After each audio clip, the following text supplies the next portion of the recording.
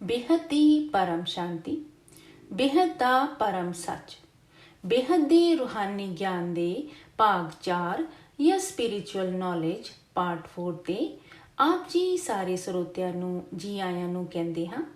बेहद दे परम सच्चे रूहानी ज्ञान दे इस भाग ते बापू जी अगे दसते हैं कि तत्तां दा बदलाव हमेशा हुंदा रहिंदा है।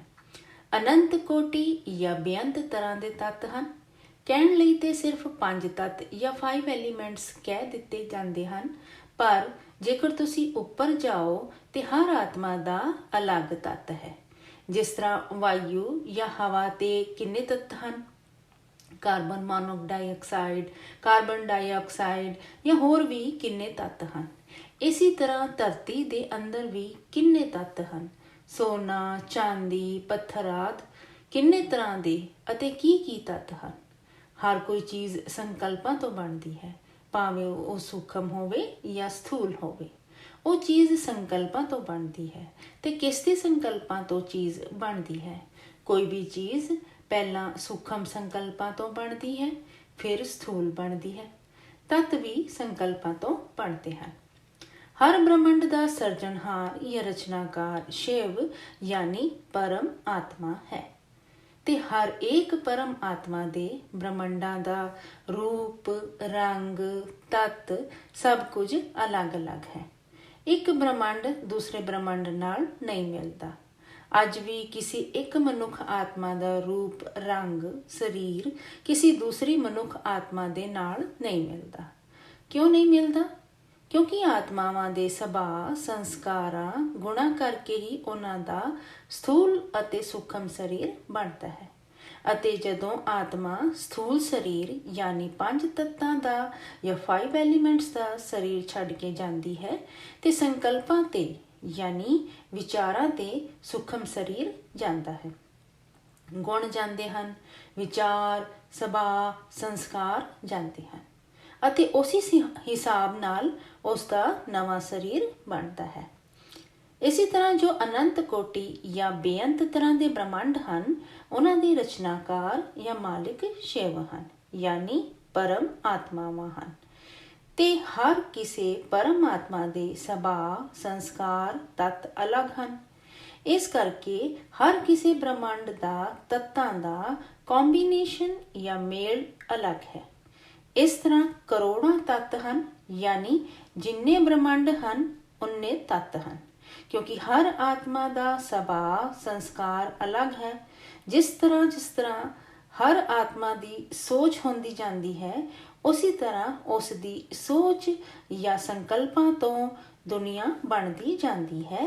ते हुण हर तत्त अलग है, पर अखीर ते ये सब किसे ते समा जाता है? महारचनाकार यानी महाशिव ते। क्योंकि शिव रचनाकार है पर महाशिव महारचनाकार है। शिव काल है ते महाशिव महाकाल है। ते हुण महाकाल प्रलय किन्ने टाइम बाद हुंदी है? हुण जिस तरह कि आप जी नूं पता है कि एक ब्रह्मांड की उम्र 100 साल या 100 ईयर्स है, जो कि महाशिव की 1 सेकंड के बराबर है।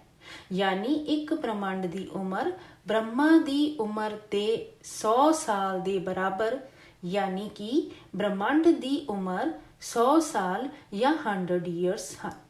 ते ब्रह्मांड के 100 साल महाशिव की 1 सेकंड के बराबर हैं। ते ब्रह्मांड ते ब्रह्मा का 1 सेकंड धरती दे 1 लाख साल यानी 1 लाख ईयर्स के बराबर है। ते ये सारा टाइम महाकाल चक्र है जो आपनों समझना है। महाकाल का मतलब महाशिव हुंदा है। महाशिव कदों महाकाल बनता है? जदों उस दे महापरम धाम के अंदर परम तत्तां की मात्रा खत्म हो जाती है, उदों महाशिव महाकाल बन के सब कुछ अपने अंदर समेट लैंदा है। ते उदों महापरम धाम महा ब्लैक होल बन जाता है। महाकाल जदों ब्रह्मंडा की सर्जना करता है, उदों ते उसके अंदर पावर हुंदी है, पर जदों ਬ੍ਰਹਮੰਡ ਦੀ ਵਿਸਰਜਣਾ ਕਰਦਾ ਹੈ ਉਦੋਂ ਉਸ ਦੇ ਅੰਦਰ ਨੈਗੇਟਿਵਿਟੀ ਆ ਜਾਂਦੀ ਹੈ। ਨੈਗੇਟਿਵਿਟੀ ਆਉਣ ਦੇ ਕਰਕੇ ਹੁਣ ਮਹਾਕਾਲ ਯਾਨੀ ਮਹਾਸ਼ਿਵ ਦੇ ਅੰਦਰ ਅੱਗ ਲੱਗੇਗੀ। ਜਿਸ ਤਰ੍ਹਾਂ ਕਿ ਸ਼ਾਸਤਰਾਂ ਤੇ ਦੱਸਦੇ ਹਨ ਕਿ ਜਦੋਂ ਸ਼ੰਕਰ ਤਾਂਡਵ ਨ੍ਰਿਤ ਜਾਂ ਵਿਨਾਸ਼ ਦਾ ਨਾਚ ਕਰਦਾ ਹੈ ਤੇ ਉਸ ਦੇ ਸਰੀਰ ਦੇ ਅੰਦਰ ਅੱਗ ਲੱਗੀ ਹੁੰਦੀ ਹੈ। ਸ਼ਿਵ ਜਦੋਂ ਸ਼ੰਕਰ ਬਣ ਕੇ ਕਾਲ ਅਗਨ ਪੈਦਾ ਕਰਦਾ ਹੈ ਉਦੋਂ ਉਹ ਅੱਗ ਦੇ ਅੰਦਰ ਸਭ ਕੁਝ ਭਸਮ ਕਰ ਲੈਂਦਾ ਹੈ। ਜਦੋਂ ਮਹਾਕਾਲ ਪਰਲੇ ਹੁੰਦਾ ਹੈ ਯਾਨੀ ਜਦੋਂ ਇੱਕ ਬ੍ਰਹਮੰਡ ਜਾਂ ਵਨ ਸੋਲਰ ਸਿਸਟਮ ਦਾ ਸ਼ਿਵ ਸ਼ੰਕਰ ਬਣ ਕੇ ਕਾਲ ਅਗਨ ਪੈਦਾ ਕਰਕੇ ਬ੍ਰਹਮੰਡ ਨੂੰ ਵਾਈਂਡ ਅਪ ਕਰ ਲੈਂਦਾ ਹੈ, ਉਸ ਨੂੰ ਮਹਾਕਲਪ ਪਰਲੇ ਕਹਿੰਦੇ ਹਨ। ਪਰ ਇੱਥੇ ਅਸੀਂ ਮਹਾਬ੍ਰਹਮੰਡ ਦੇ ਮਾਲਕ ਮਹਾਸ਼ਿਵ ਦੇ ਮਹਾਪਰਮ ਧਾਮ ਨੂੰ ਸਮੇਟਣ ਦੀ ਗੱਲ ਕਰ ਰਹੇ ਹਾਂ। ਉਸ ਨੂੰ ਮਹਾਕਾਲ ਪਰਲੇ ਕਹਿੰਦੇ ਹਨ। ਲਯ ਮਤਲਬ ਸਰਜਣਾ ਜਾਂ ਰਚਨਾ ਕਰਨਾ ਅਤੇ ਵਿਲਯ ਦਾ ਮਤਲਬ ਵਿਸਰਜਣਾ ਜਾਂ ਸਮਾਪਤੀ ਕਰਨਾ ਹੈ। ਸਰਜਣਾ ਜਾਂ ਸਮਾਪਤੀ ਦੀ ਪੂਰੀ ਪ੍ਰੋਸੈਸ ਜਾਂ ਪ੍ਰਕਿਰਿਆ ਨੂੰ ਸਮਝਣਾ ਆਤਮਾਵਾਂ ਦੀ ਸਮਝ ਤੋਂ ਪਰੇ ਦੀ ਗੱਲ ਹੈ, ਕਿਉਂਕਿ ਇਹ ਬੇਹੱਦ ਦੀ ਗੱਲ ਹੈ।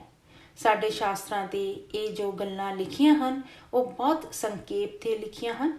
ਇਹ ਸਰਜਣਾ ਜਾਂ ਰਚਨਾ ਅਤੇ ਸਮਾਪਤੀ ਦੇ ਬਾਰੇ ਤੇ ਸਿਰਫ ਇੱਕ ਸ਼ਬਦ ਲਿਖ ਦਿੱਤਾ ਗਿਆ ਹੈ।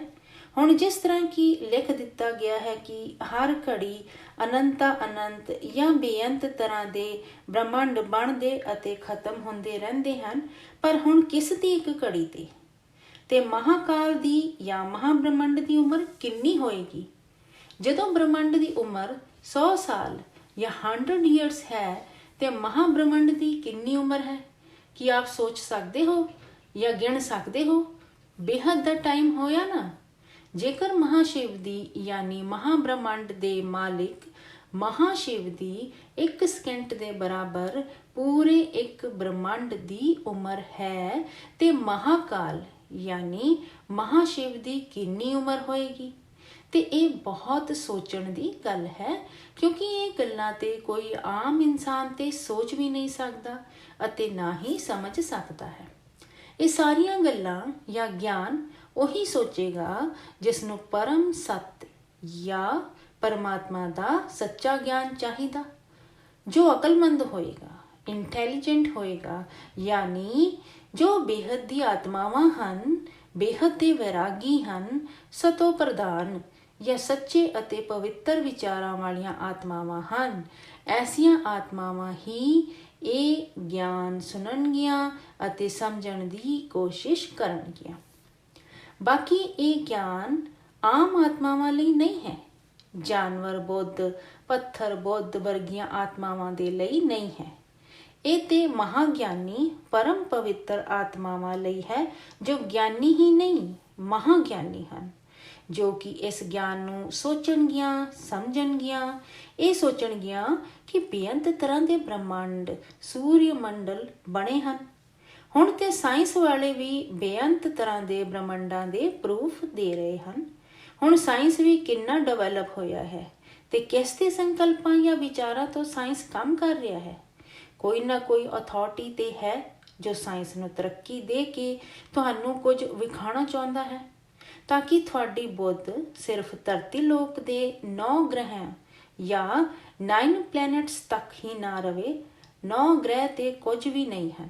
ਇਸ ਧਰਤੀ ਤੇ ਜੋ ਲੋਕੀ ਆਪਣੇ ਆਪ ਨੂੰ ਬਹੁਤ ਗਿਆਨੀ ਸਮਝਦੇ ਹਨ, ਵੱਡੀਆਂ ਵੱਡੀਆਂ ਆਤਮਾਵਾਂ ਆਪਣੇ ਆਪ ਨੂੰ ਗਿਆਨੇਸ਼ਵਰ ਜਾਂ ਗਿਆਨ ਦੇ ਗੁਰੂ ਸਮਝਦੀਆਂ ਹਨ ਅਤੇ ਗਿਆਨ ਦੇ ਪਰਮਾਤਮਾ ਬਣ ਕੇ ਬੈਠੀਆਂ ਹਨ, ਉਹ ਸਭ ਇਸ ਧਰਤੀ ਦੇ ਖੂਹ ਦੇ ਡੱਡੂ ਜਾਂ ਫਰੋਗ ਹਨ। ਪਰ ਤੁਸੀਂ ਗਿਆਨ ਦੇ ਸਮੁੰਦਰ ਤੇ ਡੁੱਬੋ, ਕਿਉਂਕਿ ਤੁਸੀਂ ਗਿਆਨ ਸਮੁੰਦਰ ਦੀ ਮੱਛੀ ਹੋ। ਤੁਸੀਂ ਗਿਆਨ ਦੀ ਗੰਗਾ ਦੇ ਵੀ ਨਹੀਂ, ਗਿਆਨ ਸਮੁੰਦਰ ਦੀ ਮੱਛੀ ਬਣ ਕੇ ਡੁੱਬੋ, ਯਾਨੀ ਗਿਆਨ ਨੂੰ ਗਹਿਰਾਈ ਨਾਲ ਸਮਝੋ ਅਤੇ ਵਿਚਾਰੋ। ਤੇ ਵੱਡੇ ਵੱਡੇ ਲੋਕ ਆਪਣੇ ਆਪ ਨੂੰ ਪਰਮਾਤਮਾ ਸਮਝ ਕੇ ਬੈਠੇ ਹਨ, ਪਰ ਪਰਮਾਤਮਾ ਤੇ ਸ਼ਿਵ ਨੂੰ ਯਾਨੀ ਇੱਕ ਬ੍ਰਹਮੰਡ ਦੇ ਮਾਲਿਕ ਨੂੰ ਕਵਾਂਗੇ। ਸ਼ਿਵ ਦਾ ਵੀ ਪਰਮਾਤਮਾ ਕੌਣ ਹੈ? ਸ਼ਿਵ ਨੂੰ ਈਸ਼ਵਰ ਜਾਂ ਪਰਮਾਤਮਾ ਕਹਿੰਦੇ ਹਨ ਤੇ ਸ਼ਿਵ ਤੇ ਈਸ਼ਵਰ ਨੂੰ ਪਰਮੇਸ਼ਵਰ ਜਾਂ ਪਰਮ ਆਤਮਾ ਕਹਿੰਦੇ ਹਨ। ਸ਼ਿਵ ਨੂੰ ਈਸ਼ਵਰ ਕਹਿੰਦੇ ਹਨ। ਈਸ਼ ਮਤਲਬ ਇੱਛਾਵਾਂ, ਵਰ ਮਤਲਬ ਸ੍ਰੇਸ਼ਟ ਜਾਂ ਬੈਸਟ ਹੈ ਤੇ ਈਸ਼ਵਰ ਮਤਲਬ ਜਿਨ੍ਹਾਂ ਦੀ ਸ੍ਰੇਸ਼ਟ ਇੱਛਾਵਾਂ ਹੁੰਦੀਆਂ ਹਨ। ਪਰ ਈਸ਼ਵਰ ਦਾ ਵੀ ਈਸ਼ਵਰ ਯਾਨੀ ਪਰਮੇਸ਼ਵਰ ਮਤਲਬ ਪਰਮ ਈਸ਼ਵਰ ਹੈ ਤੇ ਮਹਾ ਅਗਿਆਨੀ ਜਾਂ ਕੀੜੇ ਮਕੌੜੇ ਵਰਗੀਆਂ ਆਤਮਾਵਾਂ ਜੋ ਕਿ ਆਪਣੇ ਆਪ ਨੂੰ ਮਹਾਗਿਆਨੀ ਸਮਝਦੀਆਂ ਹਨ ਅਤੇ ਐਸੀ ਅਗਿਆਨ ਦੇ ਹੰਕਾਰ ਤੇ ਡੁੱਬੀਆਂ ਹਨ, ਉਹ ਗਿਆਨ ਨਹੀਂ ਸੁਣਨਗੀਆਂ। ਤੇ ਇਸ ਗਿਆਨ ਨੂੰ ਕੌਣ ਸੁਣੇਗਾ? ਕੋਈ ਬਹੁਤ ਵਿਰਲਾ ਮਨੁੱਖ ਜੋ ਕਰੋੜਾਂ ਵਿੱਚੋਂ ਕੋਈ ਵਿੱਚੋਂ ਵੀ ਕੋਈ, ਉਸ ਦੇ ਵਿੱਚੋਂ ਵੀ ਕੋਈ ਮਨੁੱਖ ਹੀ ਇਸ ਬੇਹੱਦ ਦੇ ਗਿਆਨ ਨੂੰ ਸੁਣੇਗਾ, ਕਿਉਂਕਿ ਇਸ ਗਿਆਨ ਨੂੰ ਸੁਣਨ ਵਾਲੀਆਂ ਆਤਮਾ ਮਹਾਨ ਗਿਆਨੀ ਆਤਮਾ ਹੋਏਗੀ ਅਤੇ ਉਸ ਦੀ ਆਤਮਾ ਦੇ ਅੰਦਰ ਬੇਹੱਦ ਦੇ ਇਸ ਗਿਆਨ ਦੀ ਰਿਕਾਰਡਿੰਗ ਪਈ ਹੋਏਗੀ ਅਤੇ ਉਹ ਇਸ ਗਿਆਨ ਨੂੰ ਇਮਰਜ ਕਰਨ ਦੀ ਕੋਸ਼ਿਸ਼ ਕਰੇਗੀ। ਮਤਲਬ ਉਹ ਸੋਚੇਗੀ ਕਿ ਇਹ ਕਿਹੜਾ ਗਿਆਨ ਹੈ। ਉਹ ਗਿਆਨ ਨੂੰ ਸੁਣ ਕੇ ਸੋਚੇਗੀ ਕਿ ਇਹ ਗਿਆਨ ਤੇ ਬਿਲਕੁਲ ਨਵਾਂ ਗਿਆਨ ਹੈ। ਇਹ ਤੇ ਕਿਸੇ ਸਾਧੂ ਸੰਤ ਜਾਂ ਕਿਸੇ ਵੀ ਦੁਨੀਆ ਤੇ ਕਿਸੇ ਬ੍ਰਹਮੰਡ ਤੇ ਵੀ ਕਿਸੇ ਦੇ ਕੋਲ ਨਹੀਂ ਹੈ। ਸ਼ਾਸਤਰਾਂ ਦੀ ਤੇ ਤੁਸੀਂ ਗੱਲ ਹੀ ਛੱਡ ਦਿਓ, ਅਸੀਂ ਦਾਅਵੇ ਨਾਲ ਕਹਿੰਦੇ ਹਾਂ ਕਿ ਇਹ ਗਿਆਨ ਕਿਸੇ ਦੇ ਕੋਲ ਨਹੀਂ ਹੈ। ਤੇ 150 ਅਰਬ ਪ੍ਰਕਾਸ਼ ਵਰਸ਼ ਯਾਨੀ 150 ਬਿਲੀਅਨ ਲਾਈਟ ਈਅਰਸ ਦੀ ਜੋ ਸਥੂਲ ਯਾਨੀ 5 ਤੱਤਾਂ ਵਾਲੀ ਜੋ ਦੁਨੀਆ ਬਣੀ, ਉਹ ਕਿਸ ਤਰ੍ਹਾਂ ਅਤੇ ਕਿਉਂ ਬਣੀ? ਪਰਮਾਤਮਾਵਾਂ ਮਹਾਪਰਮ ਆਤਮਾਵਾਂ ਕਿਸ ਤਰ੍ਹਾਂ ਬਣੀਆਂ? ਇਹਨਾਂ ਸਾਰੀਆਂ ਗੱਲਾਂ ਨੂੰ ਪਹਿਲਾਂ ਤੁਸੀਂ ਸਮਝੋ। ਮਹਾਕਾਲ ਪਰਲੇ ਕੀ ਹੁੰਦਾ ਹੈ? ਬੇਹੱਦ ਦਾ ਮਹਾਕਾਲ, ਕਾਲਾਂ ਦਾ ਕਾਲ, ਮਹਾਕਾਲ ਯਾਨੀ ਮਹਾਸ਼ਿਵ। ਤੇ ਜਿਸ ਤਰ੍ਹਾਂ ਤੁਹਾਨੂੰ ਪਹਿਲਾਂ ਵੀ ਦੱਸਿਆ ਹੈ, ਅਰਧ ਪਰਲੇ, ਕਲਪ ਪਰਲੇ, ਮਹਾਕਲਪ ਪਰਲੇ ਅਤੇ ਮਹਾਕਾਲ ਪਰਲੇ ਹੁੰਦੀਆਂ ਹਨ। ਮਹਾਕਾਲ ਪਰਲੇ ਤੇ ਮਹਾਸ਼ਿਵ ਮਹਾਪਰਮ ਧਾਮ ਨੂੰ ਮਹਾ ਬਲੈਕ ਹੋਲ ਬਣਾ ਕੇ ਸਭ ਕੁਝ ਆਪਣੇ ਅੰਦਰ ਸਮਾ ਲੈਂਦਾ ਹੈ। ਉਦੋਂ ਮਹਾਸ਼ਿਵ ਦੀ ਆਤਮਾ ਦੇ ਅੰਦਰ ਨੈਗੇਟਿਵਿਟੀ ਆਉਂਦੀ ਹੈ ਅਤੇ ਮਹਾਸ਼ਿਵ ਦੇ ਅੰਦਰ ਅੱਗ ਲੱਗ ਜਾਂਦੀ ਹੈ ਤੇ ਉਹ ਵੀ ਆਪਣੀ ਅੱਗ ਸ਼ਾਂਤ ਕਰਨ ਦੇ ਲਈ ਆਪਣੇ ਸਿਰਜਣਹਾਰ ਜਾਂ ਰਚਨਾਕਾਰ ਦੇ ਕੋਲ ਜਾਏਗਾ। ਮਹਾਸ਼ਿਵ ਦਾ ਵੀ ਕੋਈ ਸਿਰਜਣਹਾਰ ਹੈ ਤੇ ਮਹਾਸ਼ਿਵ ਆਪਣੇ ਸਿਰਜਣਹਾਰ ਦੇ ਅੰਦਰ ਜਾਏਗਾ ਪਾਵਰ ਲੈਣ ਦੇ ਲਈ।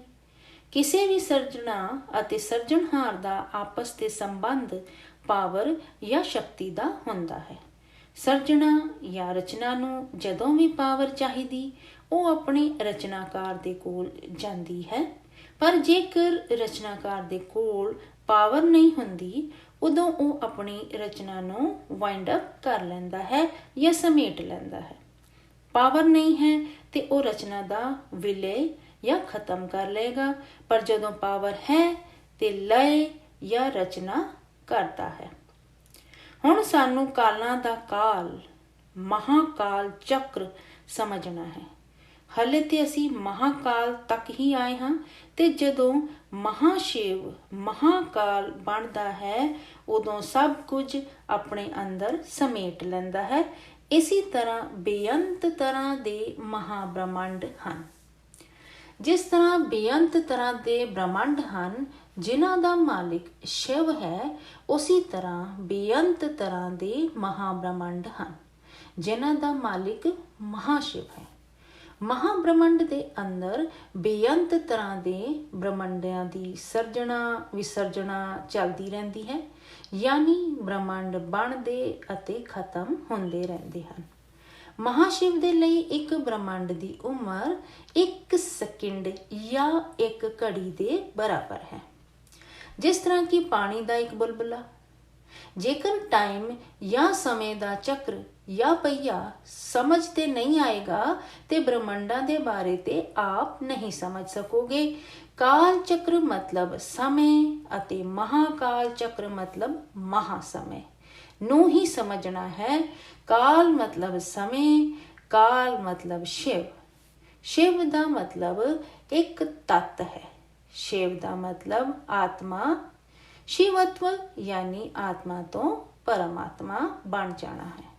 पर कल्प परले ते जदों शिव ब्रह्मंड नूं काल लगन पैदा करके अपने अंदर समा लैंदा है, उदों वो परमात्मा तो फिर आत्मा बन जाता है।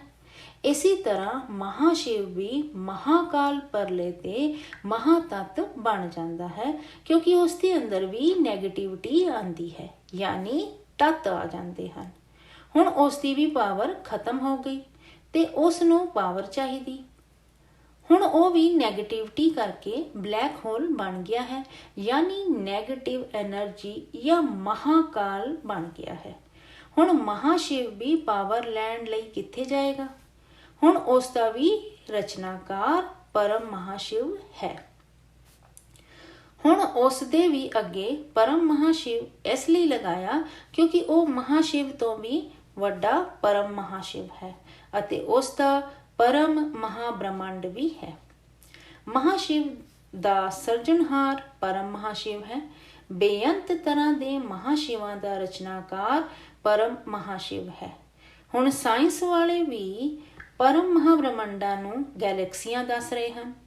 हाले तक साइंस वाले इस ब्रह्मंड दी जो स्थूल दुनिया ते 5 तत्तां या 5 एलीमेंट्स ते हन ਅਤੇ ਉਹਨਾਂ ਦੇ ਕੈਮਰੇ ਅਤੇ ਸਾਧਨ ਜੋ ਕਿ ਸਭ ਕੁਝ ਸਥੂਲ ਤੱਤਾਂ ਨਾਲ ਬਣੇ ਹਨ, ਉਹਨਾਂ ਨੇ ਸਿਰਫ 150 ਪ੍ਰਕਾਸ਼ ਵਰਸ਼ ਯਾਨੀ 150 ਲਾਈਟ ਈਅਰਸ ਤੱਕ ਦਾ ਹੀ ਬ੍ਰਹਮੰਡ ਵੇਖਿਆ ਹੈ।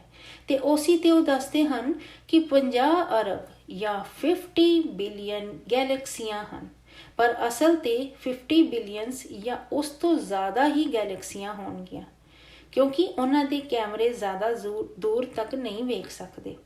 साइंस वालियां दे कोल ते समय या टाइम की गति या स्पीड नूं मापण दे भी पूरे साधन नहीं हैं। उन्होंने टाइम की गति सूरज की गति दे प्रकाश वर्ष तो यानी लाइट ईयर तो मापी है। पर जिस तरह कि आपनूं पहलां दस्सिया है कि महाब्रह्मंड की स्पीड कितनी है, ਤੇ ਜੇਕਰ ਮਹਾਬ੍ਰਹਮੰਡ ਦੇ ਟਾਈਮ ਦੀ ਸਪੀਡ ਮਾਪਣੀ ਹੋਵੇ ਤੇ ਕੀ ਸਾਡੇ ਬ੍ਰਹਮੰਡ ਦੇ ਸੂਰਜ ਦੇ ਲਾਈਟ ਈਅਰ ਦੀ ਸਪੀਡ ਦੇ ਹਿਸਾਬ ਨਾਲ ਮਹਾਬ੍ਰਹਮੰਡ ਦੀ ਸਪੀਡ ਮਾਪੀ ਜਾ ਸਕਦੀ ਹੈ? ਇਸ ਦੀ ਸਪੀਡ ਮਾਪਣ ਲਈ ਸਾਧਨ ਵੀ ਅਲੱਗ ਚਾਹੀਦੇ, ਕਿਉਂਕਿ ਸਾਇੰਸ ਵਾਲਿਆਂ ਕੋਲ ਸਾਧਨ ਵੀ 5 ਤੱਤਾਂ ਜਾਂ 5 ਐਲੀਮੈਂਟਸ ਨਾਲ ਬਣੇ ਹੋਏ ਹਨ।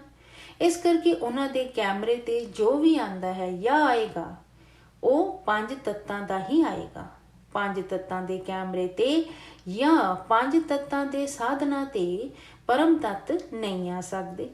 ਜੋ ਕੈਮਰੇ 3 ਤੱਤਾਂ ਜਾਂ 3 ਐਲੀਮੈਂਟਸ ਤੱਕ ਦੀ ਫੋਟੋ ਨਹੀਂ ਲੈ ਸਕਦੇ, ਜਿਸ ਤਰ੍ਹਾਂ ਕਿ ਭੂਤ ਪ੍ਰੇਤ 3 ਐਲੀਮੈਂਟਸ ਵਾਲੇ ਹਨ ਤੇ ਉਹ ਵੀ ਕੈਮਰੇ ਤੇ ਨਹੀਂ ਆ ਸਕਦੇ, ਉਹ ਪਰਮ ਤੱਤਾਂ ਦੀ ਫੋਟੋ ਕਿਸ ਤਰ੍ਹਾਂ ਲੈ ਸਕਦੇ ਹਨ? ਹੁਣ ਸਾਰੀ ਦੁਨੀਆ परम सच नूं लभण दी कोशिश कर रही है, परम सच नूं लभ रही है।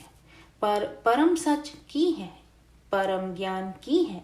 जेकर आत्मा ते परम तत्त होएगा, आत्मा दी सतो प्रधान अवस्था होएगी, फिर ही वो परम तत्तां नूं जानेगी। परम ज्ञान नूं समझण दे लई आत्मा दे अंदर परम तत्त होने चाहिए। आत्मा दी स्टेज या अवस्था महान परम अवस्था होनी चाहिए, फिर ही उसनूं परम ज्ञान समझते आएगा। जेकर आत्मा दे अंदर परम तत्त नहीं है ते परम ज्ञान समझ नहीं आएगा। ते आप नूं परम महाब्रह्मंड दे बारे ते दस रहे सी। महाशिव यानी महाब्रह्मंड दे रचनाकार दा भी रचनाकार परम महाशिव हुंदा है। ਜਦੋਂ ਮਹਾਸ਼ਿਵ ਮਹਾਕਾਲ ਬਣ ਕੇ ਬੇਅੰਤ ਤਰ੍ਹਾਂ ਦੇ ਜਾਂ ਅਨੰਤ ਕੋਟੀ ਬ੍ਰਹਮੰਡਾਂ ਨੂੰ ਆਪਣੇ ਅੰਦਰ ਸਮਾ ਲੈਂਦਾ ਹੈ ਤੇ ਉਸ ਦੇ ਅੰਦਰ ਜੋ ਨੈਗੇਟਿਵਿਟੀ ਆਂਦੀ ਹੈ, ਉਸ ਨੈਗੇਟਿਵਿਟੀ ਨੂੰ ਮਿਟਾਉਣ ਜਾਂ ਖਤਮ ਕਰਨ ਦੇ ਲਈ ਮਹਾਸ਼ਿਵ ਆਪਣੇ ਰਚਨਾਕਾਰ ਜਾਂ ਸਿਰਜਣਹਾਰ परम महाशिव कोल आंदा है ਅਤੇ परम महाशिव ਦੇ अंदर ਸਮਾ ਕੇ ਆਪਣੇ ਆਪ ਨੂੰ ਸ਼ਾਂਤ ਕਰਦਾ ਹੈ, ਕਿਉਂਕਿ महाशिव ਜਦੋਂ महाकाल ਬਣਦਾ ਹੈ ਤੇ ਉਸ ਦੇ ਅੰਦਰ ਅੱਗ ਲੱਗਦੀ ਹੈ, ਉਸ ਦੀ ਆਤਮਾ ਤੇ ਅੱਗ ਲੱਗਦੀ ਹੈ। ਨੈਗੇਟਿਵਿਟੀ ਆਉਣ ਦੇ ਕਰਕੇ ਉਸ ਦੀ ਆਤਮਾ ਅਸ਼ਾਂਤ ਹੋ ਕੇ ਤੜਫਦੀ ਹੈ। ਉਦੋਂ महाशिव परम महाशिव ਦੇ ਸੂਖਮ ਸਰੀਰ ਦੇ ਅੰਦਰ ਆ ਕੇ ਸਮਾ ਜਾਂਦਾ ਹੈ। ਫਿਰ ਥੋੜੇ ਸਮੇਂ ਦੇ ਲਈ परम महाब्रह्मंड ਦੇ महापरम धाम ਤੇ ਰੈਸਟ ਹਾਊਸ ਹੈ। ਆਤਮਾਵਾਂ ਇੱਥੇ ਸਾਇਲੈਂਟ ਹਨ ਅਤੇ महापरम धाम ਤੇ ਪਰਮ ਤੱਤਾਂ ਦੀ ਮਾਤਰਾ 6% ਜਾਂ 6% ਹੈ। ਇੱਥੇ ਰੈਸਟ ਹਾਊਸ ਜਾਂ ਆਰਾਮ ਘਰ ਤੇ ਰਹਿੰਦਾ ਹੈ। ਫਿਰ ਜਦੋਂ ਉਸ ਦੀ ਇੱਛਾ ਜਾਂ ਵਿਸ਼ ਹੁੰਦੀ ਹੈ ਤੇ परम महाशिव ਦੀ ਪਰਮਿਸ਼ਨ ਜਾਂ ਆਗਿਆ ਲੈ ਕੇ महाशिव ਆਪਣੇ ਮਹਾਬ੍ਰਹਮੰਡਾਂ ਦੀ ਸਿਰਜਣਾ ਕਰਦਾ ਹੈ। ਮਹਾਬ੍ਰਹਮੰਡ ਦੇ ਅੰਦਰ ਵੀ ਅਨੰਤ ਕੋਟੀ ਜਾਂ ਬੇਅੰਤ ਤਰ੍ਹਾਂ ਦੇ ਬ੍ਰਹਮੰਡ ਘੁੰਮ ਰਹੇ ਹਨ ਅਤੇ ਇਸੇ ਤਰ੍ਹਾਂ ਬੇਅੰਤ ਤਰ੍ਹਾਂ ਦੇ ਮਹਾਬ੍ਰਹਮੰਡ परम ਮਹਾਬ੍ਰਹਮੰਡ ਦੇ ਚਾਰੋਂ ਪਾਸੇ ਘੁੰਮ ਰਹੇ ਹਨ ਤੇ ਬ੍ਰਹਮੰਡ ਯਾਨੀ ਵਨ ਸੋਲਰ ਸਿਸਟਮ ਦਾ ਸਿਰਜਣਹਾਰ ਜਾਂ ਰਚਨਾਕਾਰ ਸ਼ਿਵ ਹੈ। ਮਹਾਬ੍ਰਹਮੰਡ ਯਾਨੀ ਗੈਲੈਕਸੀ ਦਾ ਰਚਨਾਕਾਰ महाशिव ਹੈ ਅਤੇ परम ਮਹਾਬ੍ਰਹਮੰਡ ਯਾਨੀ ਯੂਨੀਵਰਸ ਦਾ ਰਚਨਾਕਾਰ परम महाशिव ਹੈ। ਤੇ ਸ਼ਿਵ ਦੇ ਰਚਨਾਕਾਰ ਦਾ ਰਚਨਾਕਾਰ ਯਾਨੀ शिव महाशिव परम महाशिव ਦੇ ਬਾਰੇ ਤੇ ਆਪ ਨੂੰ ਸਾਰਾ ਸਮਝਣਾ ਪਏਗਾ ਤੇ ਇਹ ਤੇ परम महाब्रह्मंड ਦੇ ਅੰਦਰ ਜੋ ਸਥੂਲ ਦੁਨੀਆ ਹੈ ਅਤੇ परम महाब्रह्मंड ਵੀ ਸਥੂਲ ਦੁਨੀਆ ਹੈ ਤੇ ਇਸ ਦੇ ਅੰਦਰ ਜੋ ਸਾਇੰਸ ਵਾਲਿਆਂ ਨੇ ਸਿਰਫ 150 अरब प्रकाश वर्ष यानी 150 बिलियन लाइट ईयर्स ਦੱਸੇ ਹਨ। ਹੁਣ ਸਾਇੰਸ ਵਾਲੇ परम महाब्रह्मंड ਨੂੰ ਗੈਲੈਕਸੀਆਂ ਕਹਿੰਦੇ ਹਨ ਅਤੇ ਗੈਲੈਕਸੀਆਂ ਦੇ ਵਿਚਕਾਰ ਜਾਂ ਸੈਂਟਰ ਪੁਆਇੰਟ ਤੇ परम ਲਾਈਟ ਦੱਸਦੇ ਹਨ। परम महाब्रह्मंड ਦੇ ਅੰਦਰ ਚਾਰੋਂ ਪਾਸੇ ਬੇਅੰਤ ਤਰ੍ਹਾਂ ਦੇ ਮਹਾਬ੍ਰਹਮੰਡ ਘੁੰਮ ਰਹੇ ਹਨ ਅਤੇ ਮਹਾਬ੍ਰਹਮੰਡਾਂ ਦੇ ਅੰਦਰ ਬੇਅੰਤ ਤਰ੍ਹਾਂ ਦੀਆਂ ਗੈਲੈਕਸੀਆਂ ਹਨ ਅਤੇ ਬੇਅੰਤ ਤਰ੍ਹਾਂ ਦੀ ਗੈਲੈਕਸੀਆਂ ਦੇ ਅੰਦਰ ਬੇਅੰਤ ਤਰ੍ਹਾਂ ਦੇ ਸੂਰਜ ਲੋਕ ਹਨ ਜੋ ਕਿ ਗੈਲੈਕਸੀਆਂ ਦੇ ਇੱਕ ਸੂਰਜ ਮੰਡਲ ਦੀ ਗ੍ਰੈਵਿਟੀ ਤੋਂ ਘੁੰਮ ਰਹੇ ਹਨ। ਮਹਾਬ੍ਰਹਮੰਡਾਂ ਨੂੰ ਇਹ ਸਾਇੰਸ ਵਾਲੇ ਆਕਾਸ਼ ਗੰਗਾ ਕਹਿੰਦੇ ਹਨ ਅਤੇ ਇਹਨਾਂ ਨੇ ਇੱਕ ਨਵਾਂ ਨਾਂ ਵੀ ਦਿੱਤਾ ਹੈ ਮਿਲਕੀ ਵੇ। ਇਹ ਆਕਾਸ਼ ਗੰਗਾਵਾਂ ਨੂੰ ਵੀ ਮਿਲਕੀ ਵੇ ਕਹਿੰਦੇ ਹਨ ਤੇ ਇਸ ਤਰ੍ਹਾਂ ਦੇ ਕਰੋੜਾਂ ਅਰਬਾਂ ਮਿਲਕੀ ਵੇ ਇੱਕ ਗੈਲੈਕਸੀ ਦੇ ਅੰਦਰ ਘੁੰਮ ਰਹੇ ਹਨ। ਪਰ ਜਦੋਂ परम महाशिव ਆਪਣੀ ਸ਼ਕਤੀਆਂ ਨੂੰ ਗਵਾ ਲੈਂਦਾ ਹੈ ਯਾਨੀ ਜਦੋਂ ਉਸ ਦੀ ਵੀ ਪਾਵਰ ਲਾਸ ਹੋ ਜਾਂਦੀ ਹੈ ਤੇ ਉਹ ਵੀ महाशिव ਦੀ ਤਰ੍ਹਾਂ परम महाकाल ਬਣ ਕੇ ਅਨੰਤ ਕੋਟੀ ਜਾਂ ਬੇਅੰਤ ਤਰ੍ਹਾਂ ਦੇ ਮਹਾਬ੍ਰਹਮੰਡਾਂ ਨੂੰ ਜਿਨ੍ਹਾਂ ਦੇ ਅੰਦਰ ਬੇਅੰਤ ਤਰ੍ਹਾਂ ਦੀਆਂ ਮਿਲਕੀ ਵੇ ਇੱਕ ਗੈਲੈਕਸੀਆਂ ਦੇ ਅੰਦਰ ਹਨ ਉਹਨਾਂ ਸਾਰੀਆਂ ਨੂੰ परम महाशिव ਆਪਣੇ ਅੰਦਰ ਸਮਾ ਲੈਂਦਾ ਹੈ ਕਿਉਂਕਿ ਉਸ ਦੀ એનર્ਜੀ ਜਾਂ ਪਾਵਰ ਹੁਣ ਖਤਮ ਹੋ ਗਈ ਤੇ ਜਦੋਂ ਸਿਰਜਣਹਾਰ ਦੀ એનર્ਜੀ ਖਤਮ ਹੋ ਜਾਂਦੀ ਹੈ ਉਦੋਂ ਉਹ ਆਪਣੀ ਸਿਰਜਣਾ ਨੂੰ ਸਮੇਟ ਕੇ ਆਪਣੇ ਅੰਦਰ ਸਮਾ ਲੈਂਦਾ ਹੈ। ਹੁਣ परम महाब्रह्मंड ਵੀ ਬਲੈਕ ਹੋਲ ਬਣ ਜਾਂਦਾ ਹੈ ਅਤੇ ਬਲੈਕ ਹੋਲ ਬਣ ਕੇ 1 ਸੈਕਿੰਡ ਦੇ ਅੰਦਰ ਬੇਅੰਤ ਤਰ੍ਹਾਂ ਦੇ ਮਹਾਬ੍ਰਹਮੰਡਾਂ ਨੂੰ ਆਪਣੇ ਅੰਦਰ ਸਮਾ ਲੈਂਦਾ ਹੈ। ਬੇਹੱਦ ਦੀ परम महाशांति की परम शांति सोचो बोलो परम शांति। Join us daily for live meditation 10 p.m. to 11 p.m. on YouTube Live. Subscribe now. Website www.paramshanti.org. Email us anant@paramshanti.org. Like, share, subscribe. Join today. बेहद की